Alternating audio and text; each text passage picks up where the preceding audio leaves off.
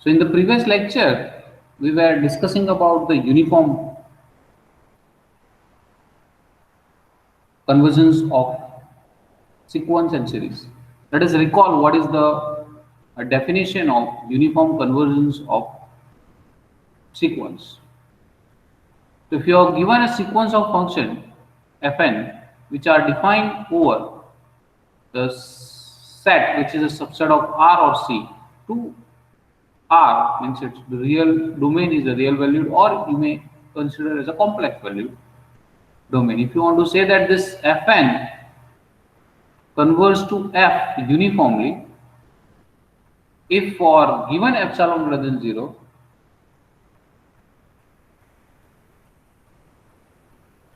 there exists n0 belongs to n such that mode of f of xn minus f of x is less than epsilon whenever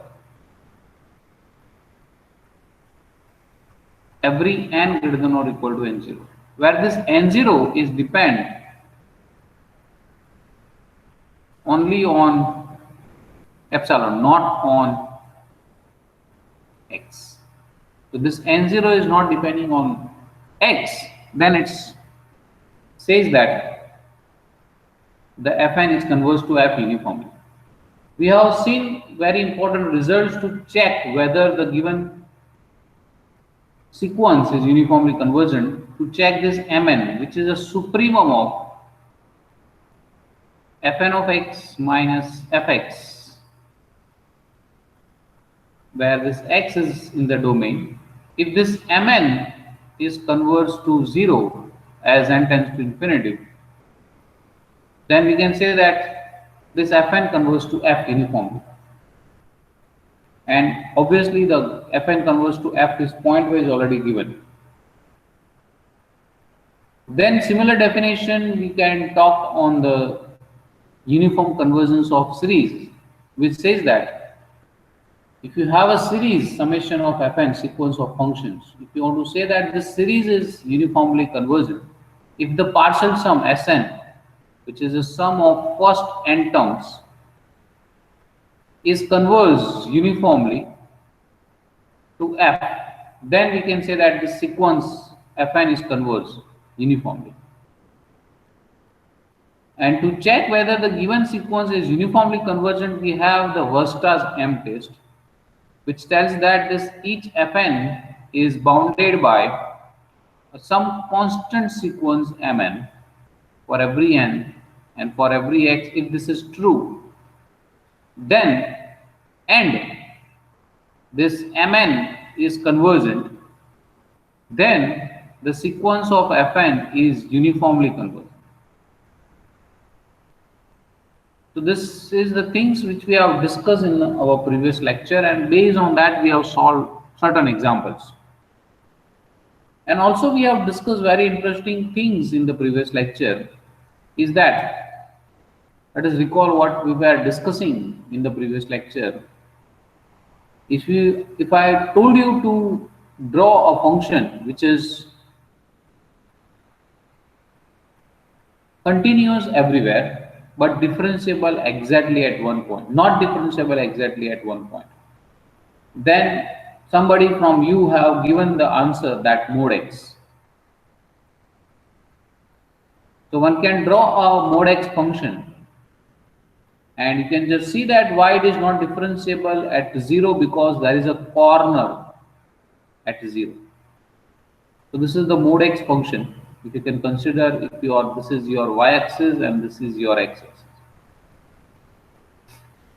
So this is the mode x function, and it is not differentiable at this point.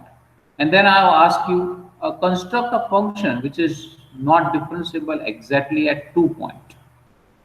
Then the idea is to extend this line, and it will have a 2 corner at this, and here also there is 1 corner. So this function is continuous but not differentiable exactly at 2 points. Similar idea can be carried forward for 3 points. That means I can ask you a question that you can construct a function which is not differentiable exactly at 3 points. So that also you can construct by extending this function like this. So this is the one point, this is another point, and this is the third point. So in this 3 point, the function is not differentiable.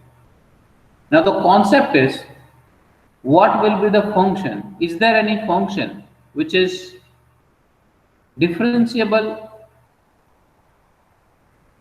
nowhere, but it is continuous everywhere?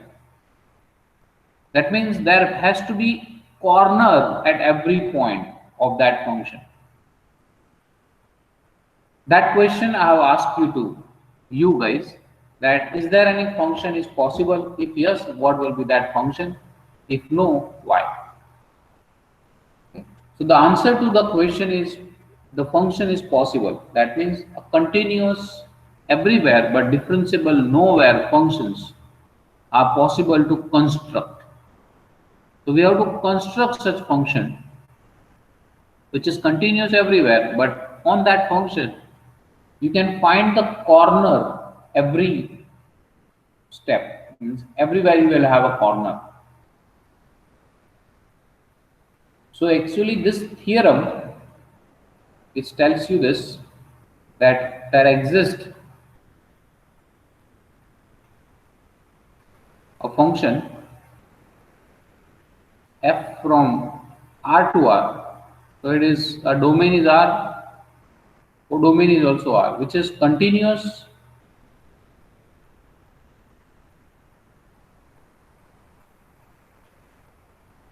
everywhere but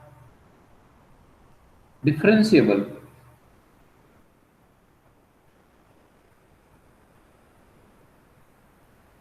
nowhere. So this function is not differentiable any point, but it is continuous at every point. So the question is such functions are possible to construct? So here this, as a theorem, it says there exists some function.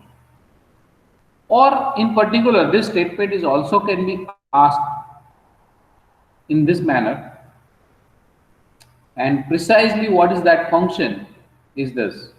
Take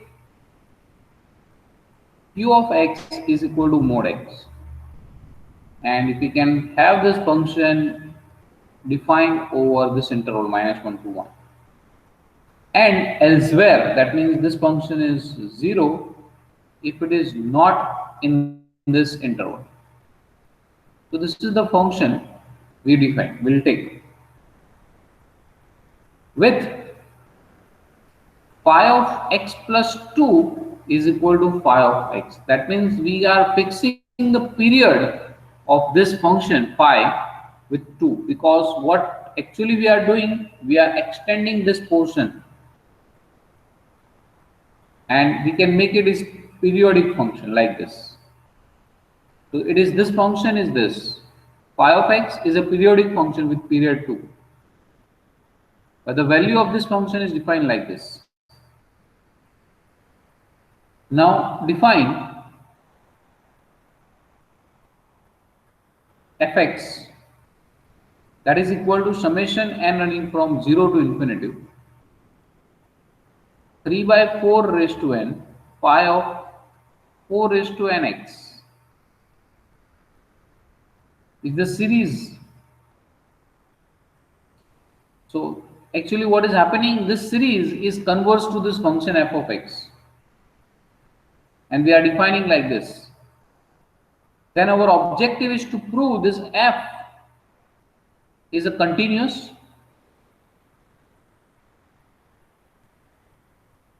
on R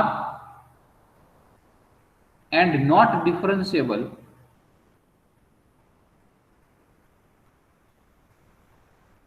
at any point in R.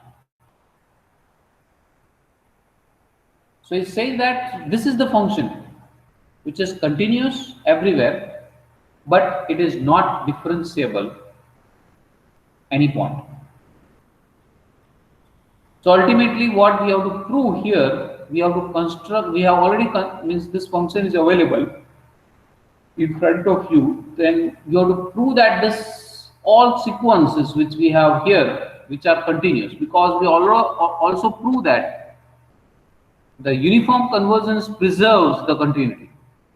That means if I can prove that this series is converging to fx uniformly, and each of this phi are continuous, so f is also continuous. And what we'll do for differentiability, that we can see later on. But first of all, our objective is to prove this series converges to f uniformly, and each of this phi are continuous, that we can have this function. So first we'll prove that this phi is a continuous function.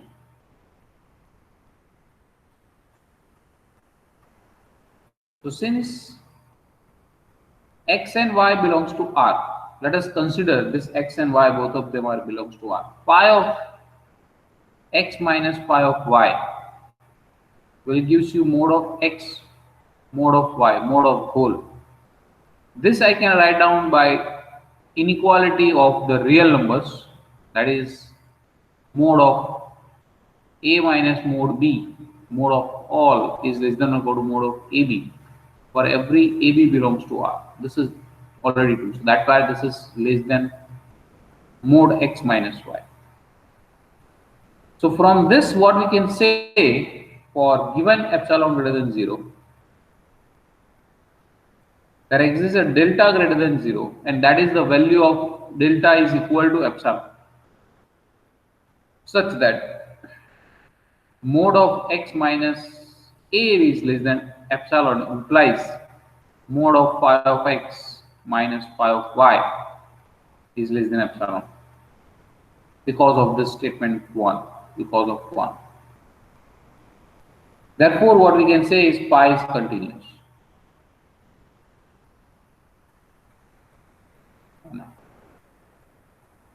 So that proves that phi is continuous. Now we have to prove that this series will converge to this function f. Since the phi, the codomain, or I can say a range of phi is between 0 and 1.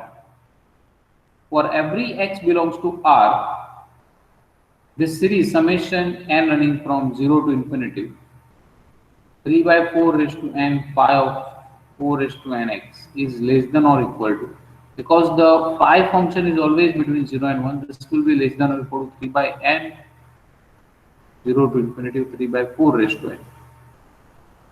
And as we have talked the Weierstrass M test, this is the sequence, and that sequence is bounded by 3 by 4 power n due to the phi between 1 by. So this summation is also so, and this is a convergent series because of geometric series. This is a geometric series with ratio 3 by 4.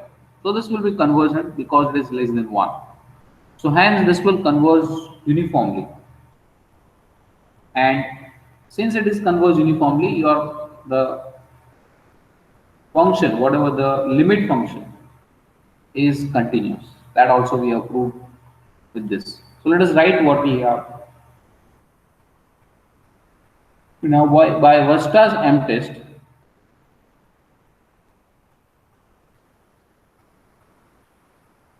the series summation 3 by 4 power n phi of 4 power n x is uniformly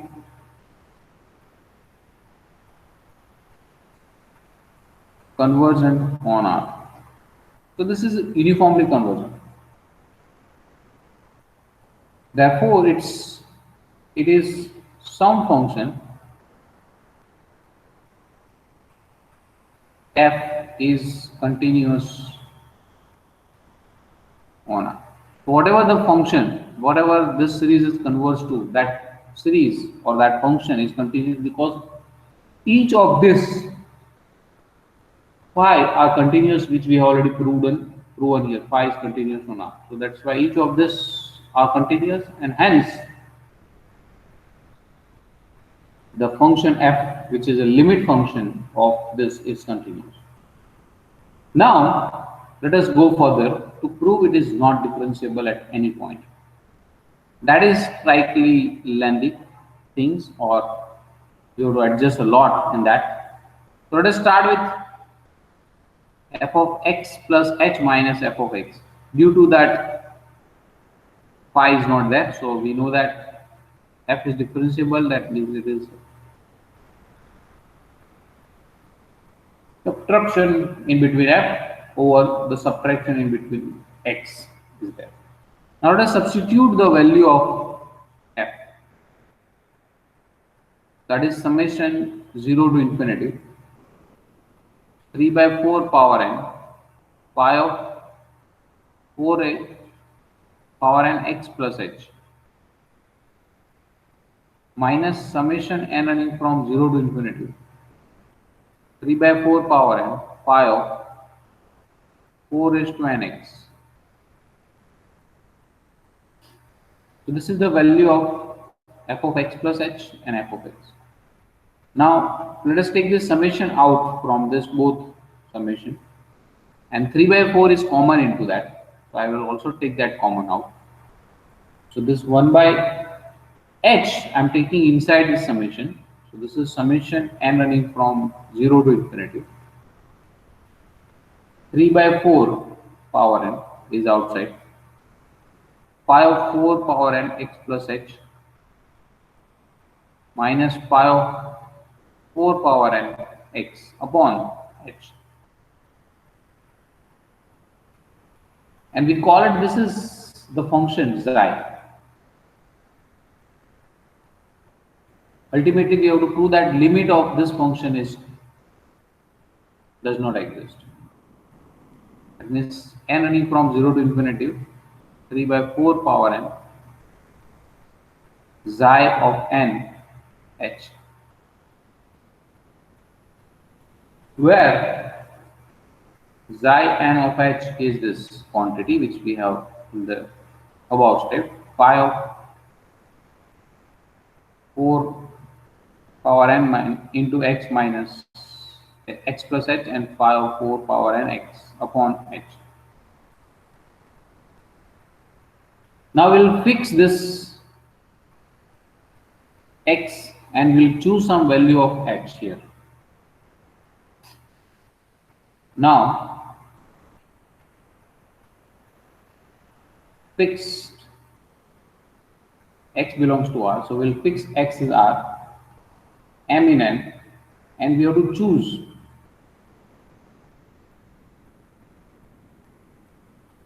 your h, which is delta m, which is plus or minus 1 by 2 1 by 4 power m. This is the value we are assuming. Now what is 4 power m into phi of m? That we can say it is, since it is plus or minus and due to the modulus, we can say it is 1 by 2. And it is possible to choose a suitable interior. It is possible to choose the suitable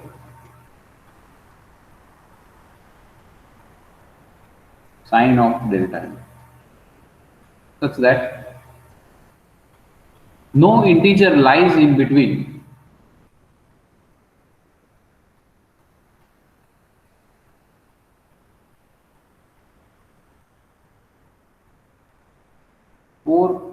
power m into x and 4 power mx into 4 power x into x plus delta m. So what is happening in between this two, 4 power n x plus delta x? So we have chosen some delta which tending to 0. You can see that if this m tending to infinity, this will tend to 0. And we can possible to choose certain delta. So when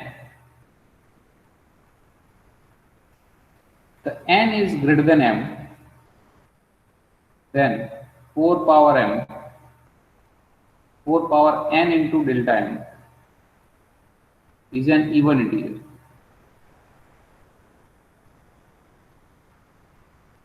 And so, in this case, by use of phi of x plus 2 equal to phi of x plus x, we can conclude the next thing. So if you can have your n is greater than m, so that means a value of n is very large, then this 4 power m delta m is not an integer. In case if we use this case, that is x plus 2 equal to phi of x for every x, this is true. So we'll start with now phi of n delta m, xi of phi, sorry, xi of n delta m. So this is phi of 4 power n x plus delta m minus phi of 4 power n x upon h, I can say delta m. Now we'll multiply this inside, or I can just substitute the value of delta m. The value of delta m, we have taken this plus or minus. So this is phi of 4 power n, if you want, you can take common, x plus 4 power minus 1 by n delta m minus 4 power m 4 power n x upon delta m. Now what is this? When you multiply this 4 power n to x, this is 4 power n x into 4 power n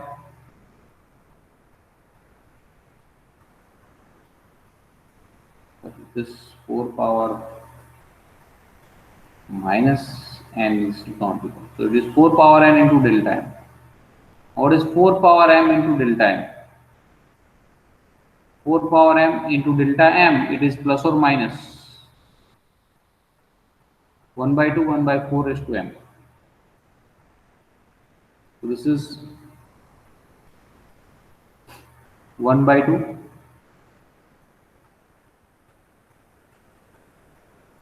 into 4 raised to m, 1 by 4 raised to m.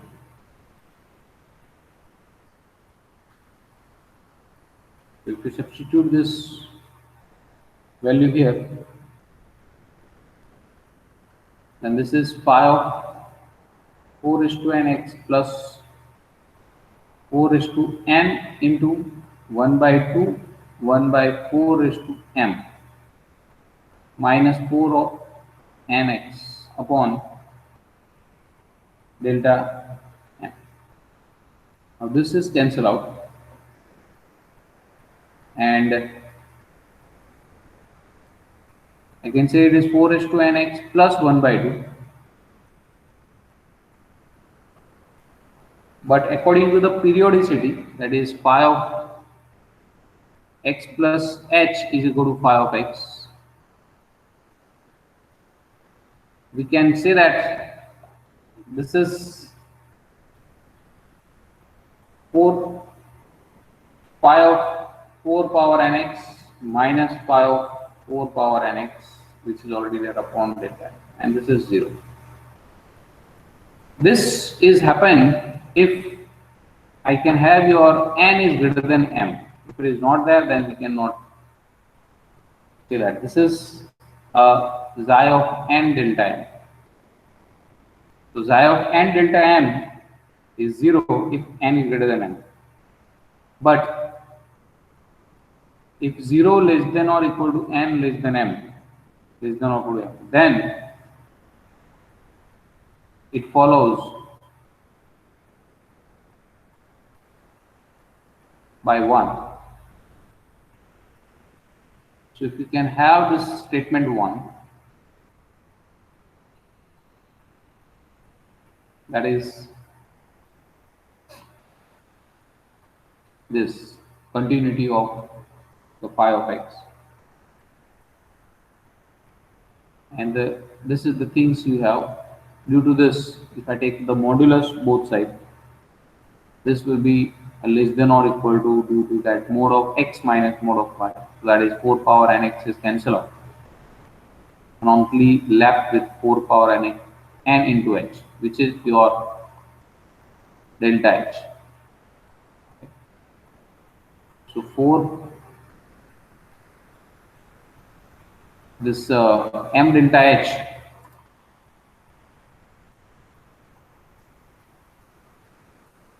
will be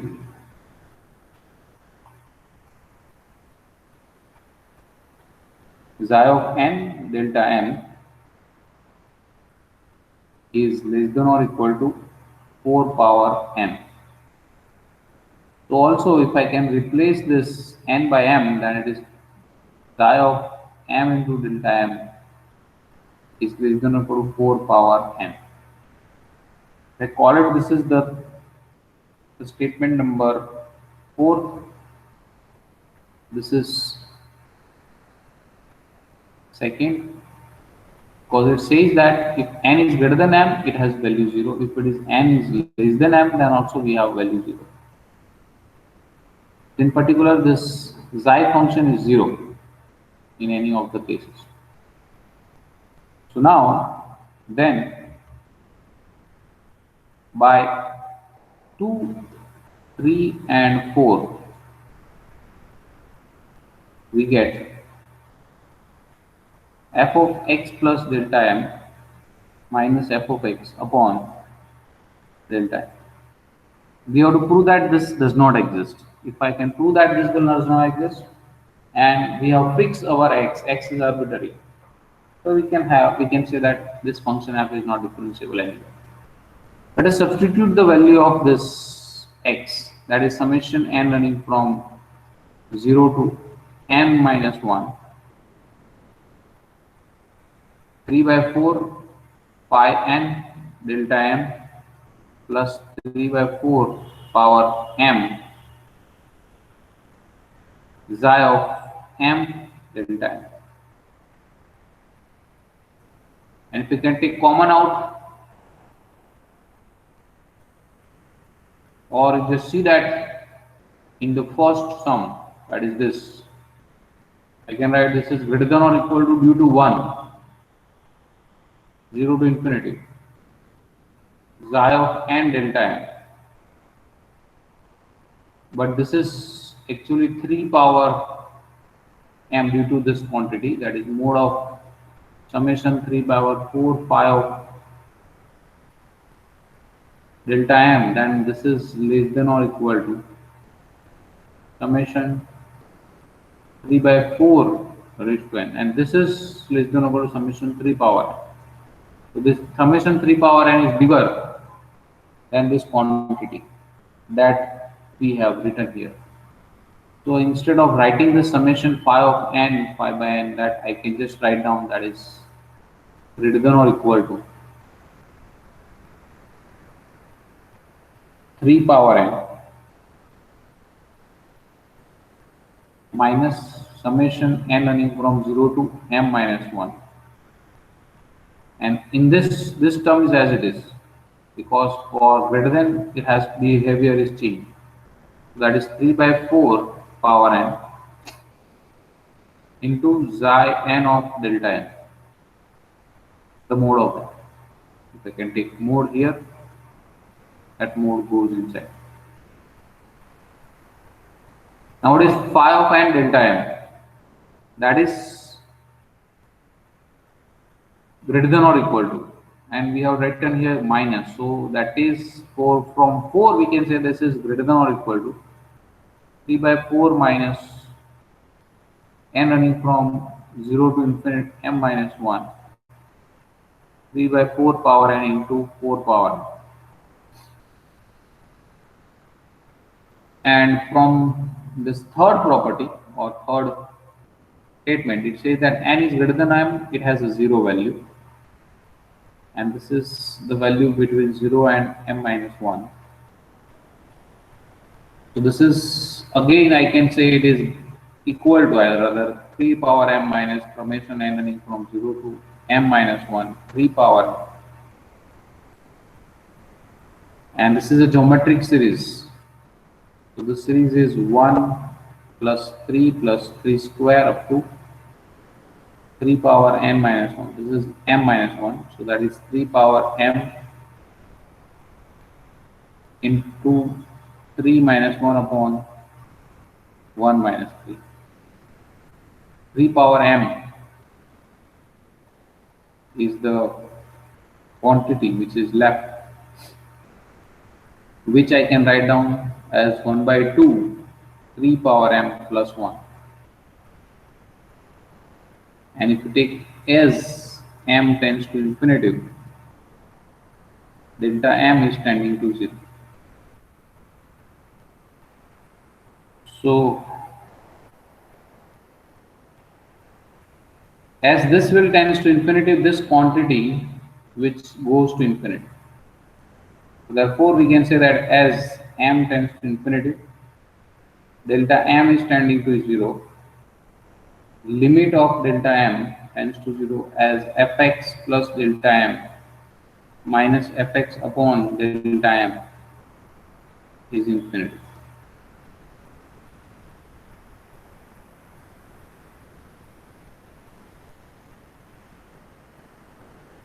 Okay, so this is the proof of this. Is says that last statement is says that x is arbitrary, and due to this delta m tending to 0, the f is not differentiable.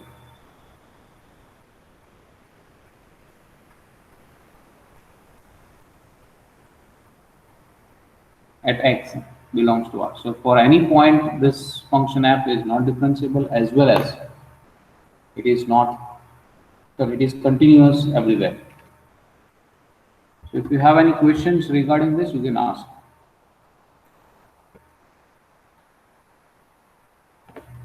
regarding this statement.